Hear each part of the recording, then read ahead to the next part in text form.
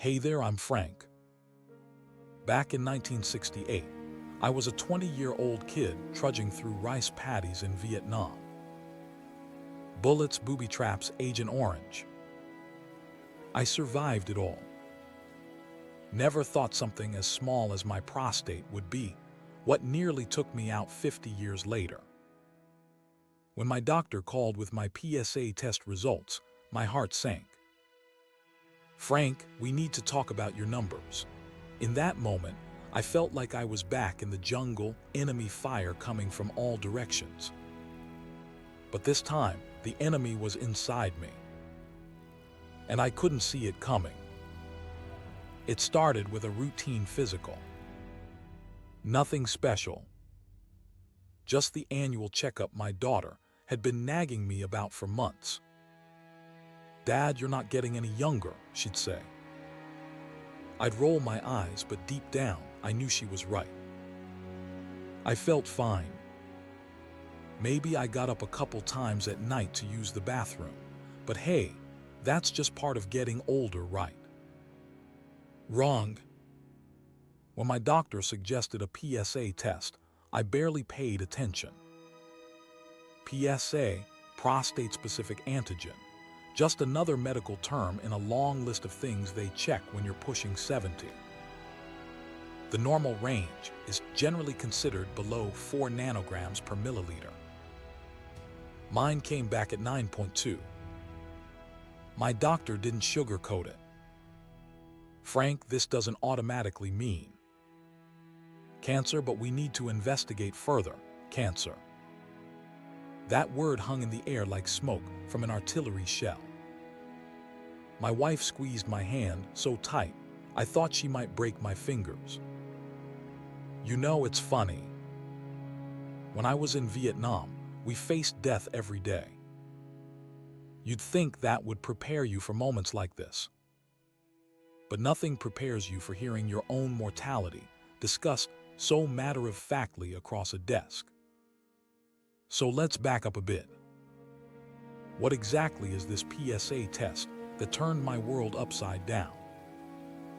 PSA stands for prostate-specific antigen. It's a protein produced by cells in your prostate gland. The test measures the level of PSA in your blood. When prostate cells are healthy, they release small amounts of PSA into the bloodstream. But when the prostate is inflamed, infected, or has cancer, PSA levels rise. Here's what I wish someone had told me years ago. The PSA test isn't perfect. It's not a yes or no cancer test.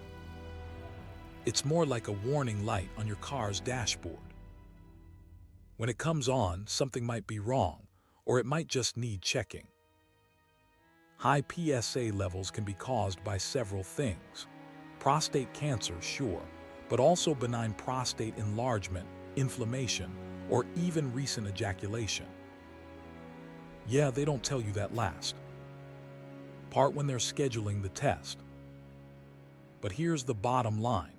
Despite its imperfections, the PSA test is still one of the best early warning systems we've got for prostate cancer. And early detection. Well, in my case, it made all the difference. After that initial high PSA reading, my doctor recommended a biopsy. I'm not gonna lie, I considered skipping it. Maybe it's just inflammation, I told myself. Maybe if I wait, it'll go down on its own. My wife Gloria wasn't having any of it. "Frank," she said, "you didn't survive Vietnam just to be taken down by stubbornness. The biopsy wasn't fun, I'll spare you the details, but it wasn't nearly as bad as I'd built it up to be in my head." And then came the waiting. 1 week that felt like a year. When the results came back, the doctor confirmed what I'd been dreading: prostate cancer, Gleason score 7. Moderate aggressiveness. Not the worst diagnosis, but not the best either. I remember sitting there, the doctor's voice fading into background noise as I thought about all the things I might not live to see. my granddaughter's college graduation, the cabin by the lake I'd been planning to build in retirement. Then I heard the doctor say something that pulled me back. "Frank, we caught this early. Your chances are good." That's when I realized something crucial about the PSA test. It didn't give me cancer. It found it. And it found it before I had a single symptom. Before it had a chance to spread beyond my prostate. Here's something not everyone knows. Vietnam veterans like me are at higher risk for certain cancers, including prostate cancer. Agent Orange, the herbicide used to clear jungle during the war, has been linked to increased cancer rates. The VA now recognizes this connection. If you served in Vietnam and developed prostate cancer, you may be eligible for benefits and specialized care. I wasn't aware of this until another vet at my support group mentioned it. This is especially important because many of us vets are reaching the age where prostate cancer becomes more common anyway. Men over 50 are at increased risk, and the average age at diagnosis is about 66. For my fellow veterans who might be listening, if you were boots on the ground in Vietnam, Thailand, or certain other locations during the war, get your PSA checked regularly. The VA should cover it. Don't let pride or fear keep you from getting tested. We faced worse in the service, right? After diagnosis comes the hard part, deciding on treatment. And let me tell you, there are more options than I ever imagined. Surgery to remove the prostate, radiation therapy, hormone therapy, active surveillance for less aggressive cancers, each with its own set of benefits and potential side effects. My doctor laid them all out, but I still felt overwhelmed. How was I supposed to know which was right for me? That's when Gloria suggested something that made all the difference. "Let's get a second opinion," she said. "And let's talk to other men who have been through this." We found a support group for prostate cancer patients and survivors. Listening to other men's experiences, what worked, what didn't, what they wished they'd known, helped clear the fog. I ultimately decided on robotic surgery to remove my prostate. The cancer was contained, my overall health was good, and I wanted it out. Other men might choose differently, and that's okay. There's no one-size-fits-all answer here. The surgery was successful. They got all the cancer, and my PSA levels have been undetectable since. I deal with some side effects, incontinence that improved over time, and changes to sexual function that we're still working through. But I'm alive. I'm here. And that's what matters most. Let's talk about something that doesn't get discussed enough: the emotional impact of a cancer diagnosis. I was a combat veteran. I prided myself on being tough, on handling whatever life threw at me. But this knocked me sideways. There were dark nights when I'd lie awake, Gloria sleeping beside me, and I'd feel this crushing fear. Not just of dying, but of becoming a burden. Of losing who I was as a man. Depression hit me hard about 2 weeks after diagnosis. I stopped calling friends back. Skipped my weekly poker game. Just sat in my recliner watching old war movies, as if revisiting one trauma could somehow help me process another. It was actually my old platoon sergeant, Mike, now a 72-year-old grandfather of 5, who pulled me out of it. He'd been through prostate cancer himself 3 years earlier. "Listen up, soldier," he said on the phone. This isn't the end of the fight. It's just a new front. That military mindset helped me reframe things. This wasn't about being a victim. It was about being a warrior facing a new enemy. An enemy I could beat with the right intelligence, the right weapons, and the right allies. If you're going through this or supporting someone who is, remember, the emotional battle is real. And asking for help isn't weakness, it's tactical necessity. It's been 3 years since my surgery.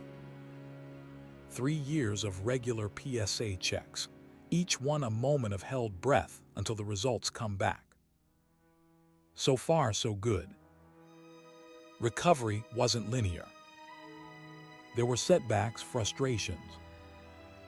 The first time I leaked urine during my granddaughter's piano recital, I wanted to crawl into a hole.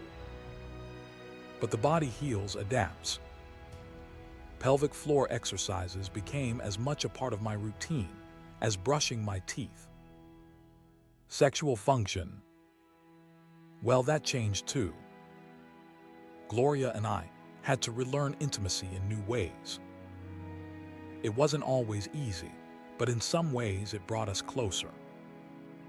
Made us talk about things couples married 45 years sometimes stop discussing. Here's what I want every man facing prostate cancer to know. There is life after treatment. A good life. Different in some ways, yes, but still rich with joy and purpose.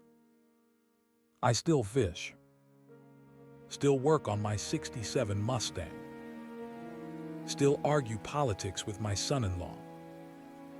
And now I volunteer with newly diagnosed prostate cancer patients, especially fellow veterans.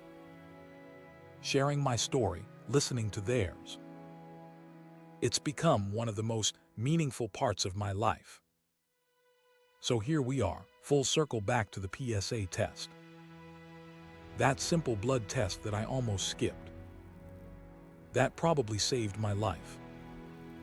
The current guidelines recommend men discuss PSA screening with their doctor starting at age 50 for men at average risk, age 45 for men at high risk, including African Americans and those with a family history of prostate cancer, age 40 for men at even higher risk, with multiple family members diagnosed at an early age. But here's the thing about guidelines.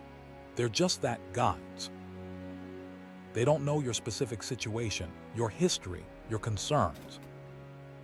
Some doctors may not bring up PSA testing if you don't ask about it. Some may discourage it, citing concerns about overdiagnosis. And look, those concerns aren't invalid. Not every prostate cancer needs immediate treatment. Some are slow-growing and may never cause problems. But wouldn't you rather know? Wouldn't you rather have the information and make your own decision about what to do with it? I think about what would have happened if I hadn't gotten that PSA test. My cancer was aggressive enough that it would have eventually spread. By the time symptoms appeared, it might have been too late for a cure. Instead, here I am, telling my story, living my life. Let me speak directly to the men listening right now, especially those of you who, like me, pride yourselves on toughness, on handling things yourself, on not making a fuss. I get it. I'm one of you. But sometimes, the toughest thing you can do is walk into that doctor's office and say, I'd like to discuss prostate cancer screening. It's not about fear. It's about facing reality head-on. It's about being smart, being proactive, being around for the people who love you. And to the women listening, wives, partners, daughters, sisters, you have power here too. Sometimes we stubborn old mules need a gentle push. Or in Gloria's case, not so gentle. "Frank," she told me, "if you don't make that appointment, I will. And I'll drag you there myself if I have to." Thank God she did. The PSA test is important, but it's just one piece of a larger puzzle. Prostate health isn't just about cancer, it's about overall well-being. Regular digital rectal exams, while nobody's idea of a good time, provide information the PSA test can't. They can detect physical abnormalities that might not affect PSA levels. Diet matters too. Some studies suggest that what we eat might affect prostate cancer risk and progression.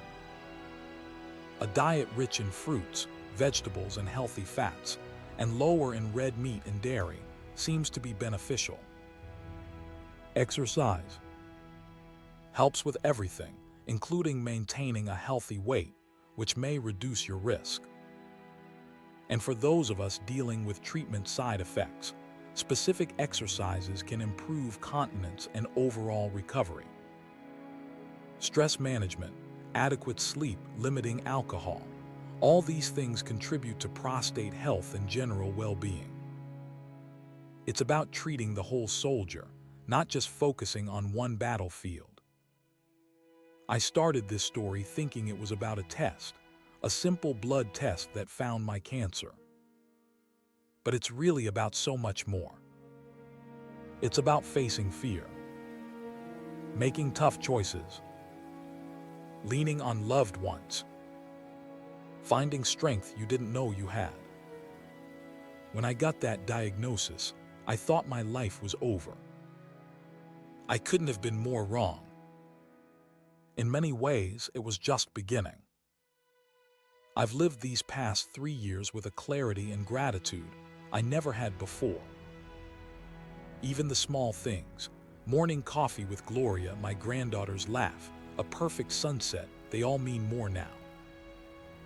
If you're putting off that doctor's appointment, that PSA test, I'm asking you, one old soldier to another, to reconsider. Do it for yourself. Do it for the people who love you. Do it because knowledge, even scary knowledge, is power. And if you've already been diagnosed, if you're in the thick of treatment decisions or recovery challenges, know this: you're not alone. There are resources, support groups, other men who have walked this path. Reach out. Connect. Share your story. As for me, I've got a fishing trip planned next month. A new grandbaby coming in the fall. And God willing, many more years ahead to enjoy this precious life. All because of a test I almost skipped. Thank you for listening to my story. Now go make that appointment. Your future self will thank you.